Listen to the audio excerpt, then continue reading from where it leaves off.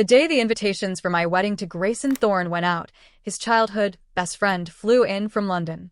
Sienna was more than just a friend. She was practically the family's adopted daughter, the golden orphan who'd grown up in his shadow. And she didn't waste time making her opinion known.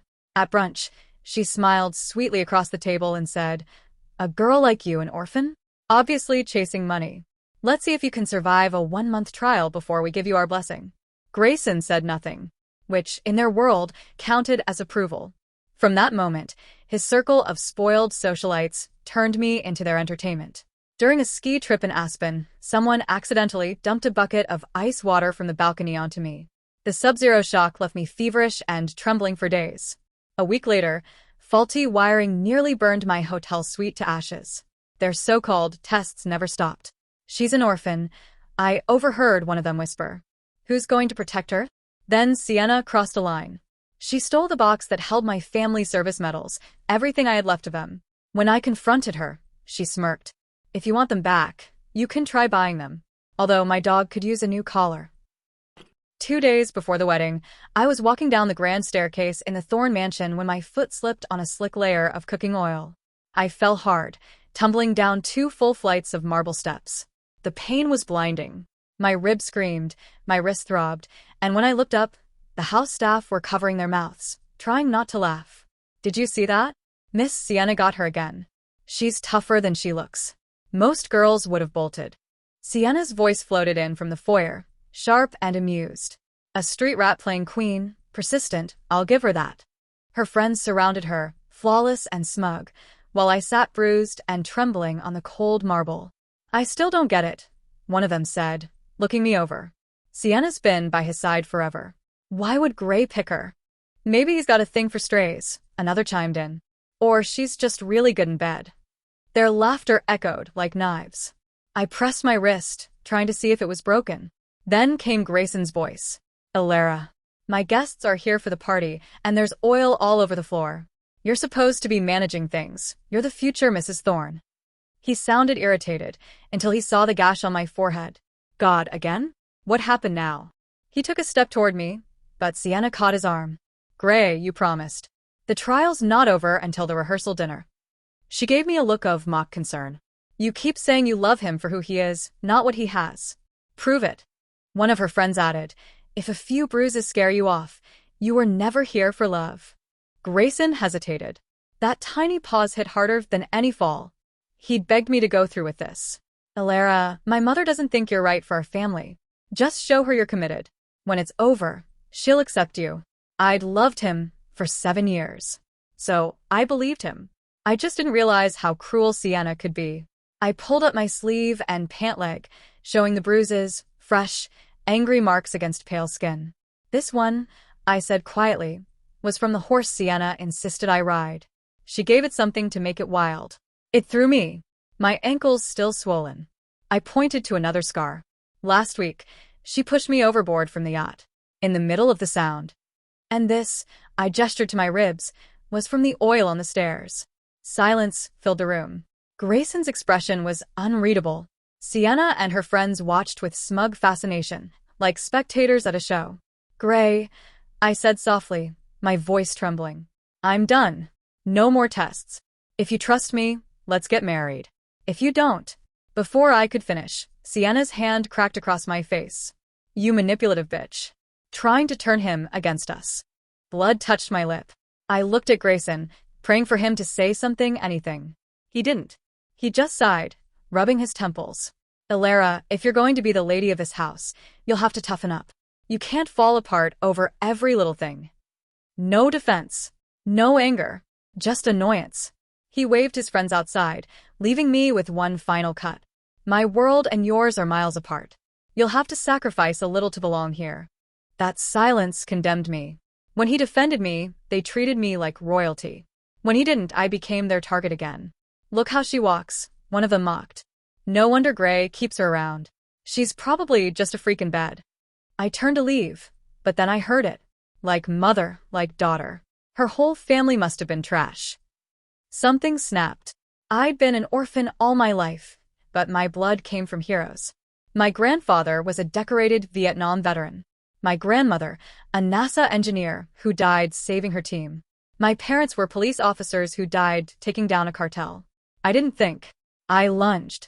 My fist connected with the man's jaw once, twice. Grayson rushed back in, pulling me off him. I was shaking, tears blurring my vision.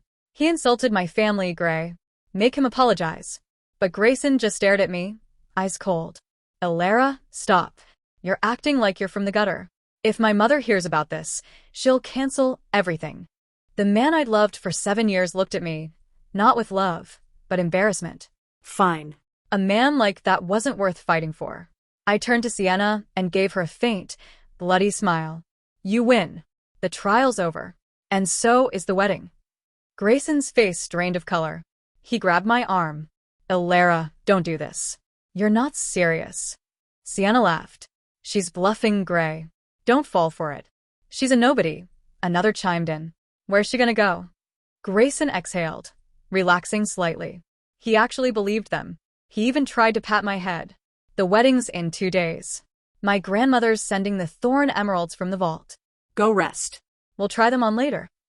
I pulled my arm free and walked away without a word. She'll come around, someone behind me said. She always does. Not this time. I pulled out my phone. Dr. Wells? About that surgical fellowship in Zurich? I'll take it. His voice boomed through the speaker. Elara. Fantastic. I knew you'd come to your senses.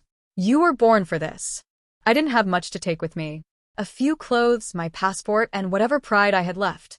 I placed the engagement ring on Grayson's desk and turned to leave. The butler intercepted me in the hallway. Miss Peyton, he said politely, though his expression was like ice.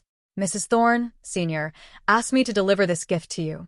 He held out a small wooden box, carved and sealed, with only a single hole in the top, like a raffle drum. Please return it, I said stiffly. There's no wedding anymore. He didn't move. My instructions were to ensure you receive it, miss. Something about his tone made my stomach twist. But fine. I'd hand it to Grayson later. I reached in. A sharp, electric jolt shot up my arm. Pain seared through my nerves, and I screamed, jerking my hand back. The box crashed to the floor, and from it poured a furious swarm of hornets, buzzing straight toward me. I stumbled, grabbing a pillow to shield myself, but they were everywhere, on my face, my neck, my arms. From the doorway, Sienna leaned casually against the frame, her smile radiant and cruel. Oh, I forgot to mention, she called. That ointment I gave you for your cuts? It's honey-based. The stings came faster, each one a needle of fire. I screamed again. Grayson burst into the room, his face drained of color. He threw off his jacket and covered my head, smothering the hornets. His voice was panicked, desperate, but I was fading, the world shrinking to black. When I opened my eyes, I was in a hospital bed, one owned by the Thornes. Beyond the curtain, I heard voices. Gray, it's not her fault. She agreed to the trial. It was just hornets, Sienna replied lightly. And the doctor added a mild paralytic to her salve. The venom will trigger a neurotoxin. In a few hours, her hands will shake too much to hold a scalpel. You said you wanted her to settle down. Another voice chimed in. This just makes it easier. My heart stopped. My hands. I fumbled for my phone, knocking over a water cup. Elara? Grayson's voice. He appeared beside the bed, concern painted on his face. You're awake. Are you in pain? I grabbed his wrist, trembling. Gray, I heard them. My hands, they're trying to destroy them. Please get another doctor. Please. He knew what my career meant to me. Surgery wasn't just a job, it was my purpose. But he only looked away. Elara, he said quietly, you're overreacting. Your hands are fine. The numbness spreading up my fingers told a different story. Panic clawed at me. I tried to get up. I have to call 911, I gasped. That's when Sienna appeared. She stepped forward and pressed her heel down hard on my injured hand. I screamed. Who are you going to call, little orphan? She sneered. No one goes against the Thornes in this city. Tears blurred my vision. Why? I sobbed. I told you I loved him. I passed your stupid tests. Why are you still doing this? Why ruin my hands? Grayson just watched, his expression flat. Elara, it's just a job. Being my wife isn't punishment. He turned to the guards at the door. Don't let her leave. The man I loved, who once swore he'd protect me, was now the one keeping me prisoner. As he walked away, I heard one of his friends murmur, "Why not just dump her and marry Sienna?" Grayson's answer cut deeper than the pain. "Never. My mother may hate her, but I'll only ever marry Alara. She loves me." It's forever." No, I thought, as the last feeling drained from my hands. Forever died tonight. The numbness turned into a deep, throbbing burn. I crawled across the floor, dragging myself toward my phone. My fingers barely responded as I swiped open the gallery. A photo of a torn notebook page filled the screen, faded handwriting and a list of names. My grandfather's voice echoed in my head. "Alara, if you're ever in real trouble, call these men. They owe me their lives. They'll protect you." The names were powerful ones, politicians, media magnates, and at the top, one name underlined twice, Augustus Blackwood, the most influential man in the city. Grandpa never called in those debts. He'd been proud, even in poverty. He refused to cash in his honor. And now I understood why, because the price of help was always something you couldn't afford. I let the phone slip from my useless hand. When they finally released me from the hospital, a doctor delivered the verdict. "The nerve damage is irreversible," he said gently. "You'll live a normal life, but you'll never operate again." The words shattered me. Everything I'd worked for, gone. I was walking back to my room when something pressed over my face. A sharp, chemical scent. Then nothing. When I came to, I saw Sienna beside me, holding my hand, pressing my thumb against an ink pad, then onto a stack of documents. By the time I woke fully, my bags were gone. My phone buzzed with a new message. It was from Sienna. An address. And beneath it, "Want your cheap medals back? Come get them." The last pieces of my family. The only things they hadn't destroyed. My career was gone. My body betrayed me. I had no allies left. I stared at the number written in my grandfather's handwriting. Then I dialed. The auction hall glittered with chandeliers and ambition, filled with the city's most powerful names. My pulse quickened when I saw what was being displayed on stage, and my entire body went cold. There they were. 39 medals. My family's medals. My grandfather's Silver Star. My grandmother's NASA Distinguished Service Medal. My parents' Medals of Valor. Each one hanging mockingly from the jeweled collars of identical white poodles. "Sienna." My voice cracked across the room. "Those belong to me." She gave a mock gasp, holding up a signed sheet. "According to this lovely document, they were a gift. Looks like you didn't read the fine print." Oops.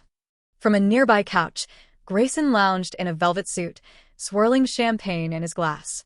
"Relax," he said, smirking. "They're just pieces of metal. If anyone wants one, bid away. All proceeds go to Sienna's next designer spree." Laughter rippled through the crowd. "I'll pay 500 for one," someone joked. "Perfect, my cat needs a new chew toy." "Are they even authentic?" I heard her family were just street cops. "No, criminals." She conned her way into Gray's life. My vision blurred, the sound of blood roaring in my ears. Sienna stepped closer, her tone laced with venom. "Tell you what, Alara. You want them back? Kneel." One bow for each medal. She snapped her fingers, and a man unclipped my father's Medal of Valor from a dog's neck, tossing it to the floor. The poodle sniffed it, then lifted its leg. "No!" I screamed, my knees shaking. I turned toward Grayson. He was watching, smiling like it was entertainment. Sienna tilted her head. "Better hurry. Maybe the Purple Heart's next." My breath caught. My legs trembled. I couldn't let them do this. For my family's honor, I'd trade anything, even my pride. "Don't you dare." The voice cut through the room like thunder. Every head turned toward the doorway. There stood Augustus Blackwood, leaning on a simple wooden cane, his eyes sharp as steel. "Grandpa," my voice broke. "He came." Whispers spread like fire. "That's Mr. Blackwood." He strode forward, flanked by men in black suits. Power itself had entered the room. He slammed his cane against the marble floor. "Do any of you children know what these medals represent?" He pointed at each one in turn. "That's a Silver Star, earned at the Tet Offensive. That, NASA's Distinguished Service Medal from the Apollo 13 rescue mission." He named each one, recounting sacrifice and history with precision and fury. 39 honors, he said finally, his voice trembling. "The Peyton family are heroes. And you've turned their legacy into a cheap party trick?" The laughter was gone. Sienna's face drained of color. A man beside Blackwood whispered, "Sir, this involves the Thorne, Prescott, and Davis heirs." Sienna grabbed Grayson's arm. "Do something. They'll listen to you." But Grayson was pale. "Elara, I didn't know. I swear I didn't. My grandfather's a veteran too. He'll understand. We can fix this, we can still—" I stared at him, my heart stone cold. Mr. Blackwood's gaze moved between us. "This boy is your fiancé?" "He was," I said clearly. "It's over. He just hasn't accepted it." Grayson blinked. "Elara, don't. You're just angry. You don't mean it." "I mean every word. We're finished." He stumbled back, disbelief on his face. "No, you can't do this. I won't let you." Mr. Blackwood placed a steady hand on my shoulder. "Child, your grandfather saved my life 3 times in 68. His bloodline is mine to protect. No one under the Thorne name will touch you." "You're going to force her?" Mr. Blackwood's voice turned icy as he faced Grayson. "You think that's wise?" He raised his phone. "Maybe I should ask your grandfather." A ringtone echoed from the back of the hall. Then came a thunderous voice, aged but commanding. "Augustus, I'm here. And this disgrace is mine to bear." Grayson spun around in shock. "Grandfather?"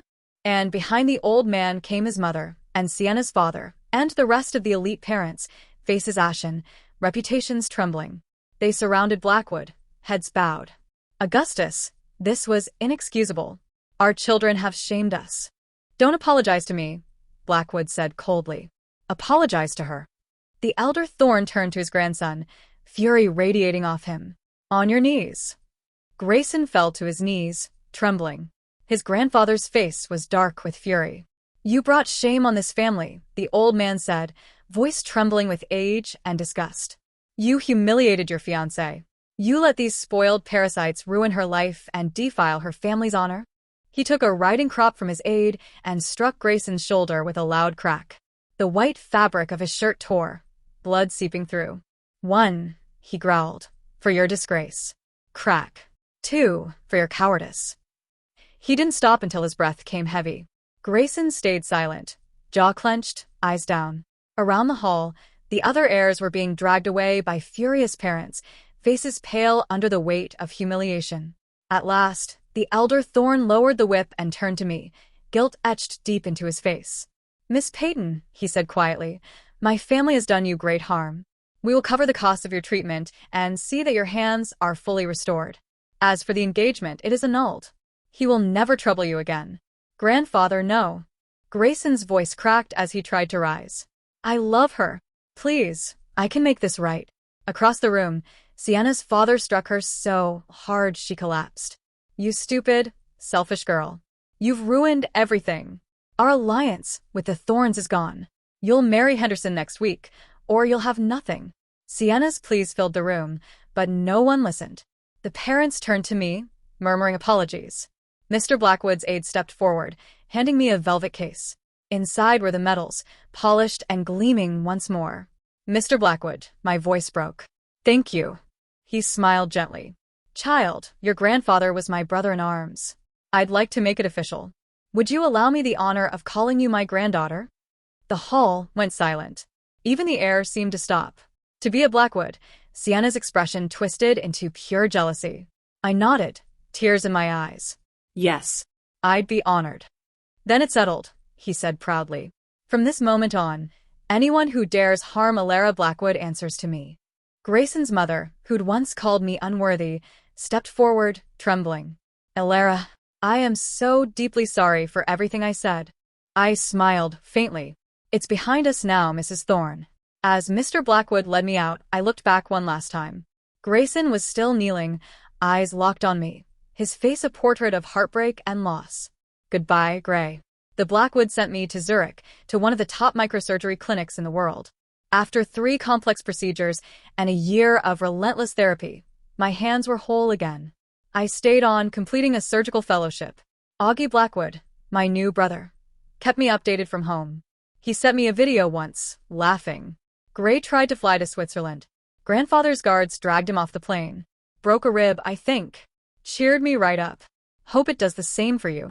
Another message showed Sienna, pregnant and miserable at a wedding beside a man twice her age. The bruise on her cheek was barely hidden under makeup. 2 years later, I returned home a world-class surgeon.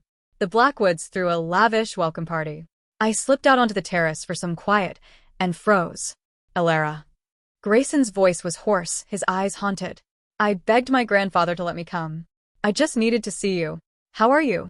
For a heartbeat, I saw the boy who once left everything for me, sleeping on a torn couch in my tiny apartment, smiling through exhaustion. He had loved me once, just not enough. I'm fine, Grayson, I said softly. He brightened, desperate. Then, maybe you've forgiven me? Before I could answer, a familiar warmth brushed my shoulders. You forgot your jacket again, a low voice said. Miles Harrison, the man who had waited through my recovery, draped his suit jacket around me and pulled me close. So, he said lightly, looking at Grayson, this is the ex? The one with selective blindness. I nodded, amused. Miles Harrison, he said, offering a handshake. The new fiancé. Pleasure meeting you. Then he grinned. Actually, not really. I'd never be dumb enough to lose her to a jealous stepsister. But hey, to each his own. He was infuriating. I adored him. We're heading inside, Grayson. Take care, I said. As we walked off, Miles leaned down to whisper. He's still staring. Don't look back. I bite. I laughed softly. I know. From the shadows, Grayson watched. He saw me laugh. Saw Miles lift me playfully, my arms around his neck, my smile unrestrained. She looked happy. Truly happy. Grayson slid down the wall, covering his face. A broken sound escaped him, a strangled mix of laughter and grief. It was over. Completely, finally over.